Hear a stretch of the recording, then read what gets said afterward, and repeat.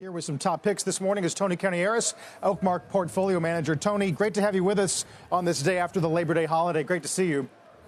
Great to see you. Thanks for having me. Before we get to some of your picks, I wonder if some of the rotation of the last couple of months is making your screens more interesting. Are you sensing more opportunity? You know, where we're sensing opportunity at OakMark right now, there's really not a rhythm or rhyme to it. The names that are getting new money in our portfolio are really all over the map, including the ones we're here to talk about today. Yeah, let's start with some of them. I mean, I guess, could you argue they're mostly on the defensive side? I guess we'll start with Humana. It's not really about being defensive or offensive at OakMark. It's really about how big is the discount to value? Do you trust the management team? And is the business going to grow its value over time? And Humana checks all those boxes. In what sense? So what we like about Humana is it's almost a pure play in Medicare Advantage. And Medicare Advantage is taking share in the overall Medicare market. And it's doing that because it's a win-win-win.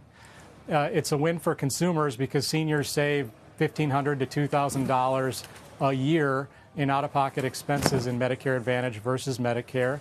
It's a win for the government because it costs them the same amount of money and seniors are happy, which is an important constituency. And it's a win for society because the medical outcomes are better in Medicare Advantage than overall Medicare. And that's why it's gone from 25% of the Medicare market a decade ago to over 40% today.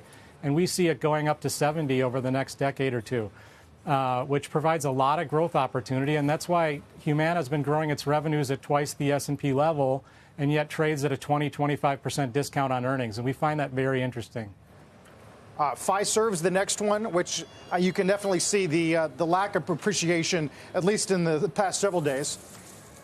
Yeah, Fiserv, it's interesting. The payment space, there's a lot of newness in companies going on in that area. And it seems like if you're not a unicorn, you're a dinosaur. And we think there's room for the truth to be in the middle. When we look at Fiserv, this management team has made some very interesting investments in new areas in payments that are paying off for this company. And it's growing in the high single digits. It's trading at a big discount to the S&P and private market transactions in the payment space.